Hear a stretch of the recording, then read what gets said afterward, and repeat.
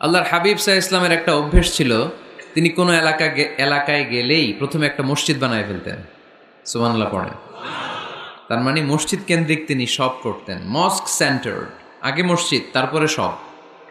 যেমন তিনি মক্কা থেকে যখন মদিনায় হিজরতে আসবেন, মদিনায় ঢোকার আগে কোবা নামক একটা এলাকায় তিনি কয়েক সপ্তাহ ছিলেন।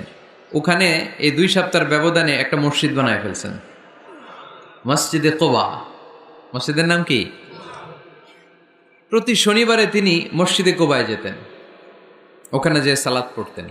এবং আল্লাহর হাবিব বলেছেন, কেউ যদি, আপনারা যখন মদিনা শরীফে যাবেন, শনিবারে যদি কেউ সকালবেলা আপনারা যে কোবা মসজিদে যে অজু করে, ঘর থেকে অজু করে যে 2 রাকাত সালাত পড়েন, তাহলে ওমরা করলে, একটা মাকবুল ওমরা করলে যেই সওয়াব, ওই সওয়াব আল্লাহ আমলনামায় দিয়ে দিবেন।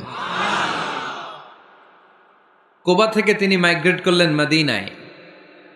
মদিনাতে যেও তিনি একটা মসজিদ প্রতিষ্ঠা করলেন। মসজিদটার নাম সবাই বলেন, মসজিদে নববী।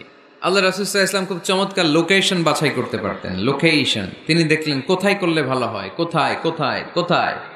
খুঁজতে খুঁজতে এমন জায়গাটা পছন্দ হলো, সেখানে ছিল পুরাতন খেজুরের বাগান, ধ্বংসাবশেষ, আর ছিল মুশরিকদের কবর।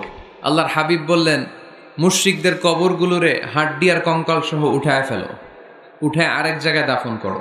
সুবহানাল্লাহ পড়েন। কেটে সমান করো, ধ্বংসাবশেষ ভেঙে মাটির সাথে গুড়িয়ে দাও। এখানে হবে আমার মসজিদ। স্থাপিত হলো মসজিদে নববী। সুবহানাল্লাহ পড়েন।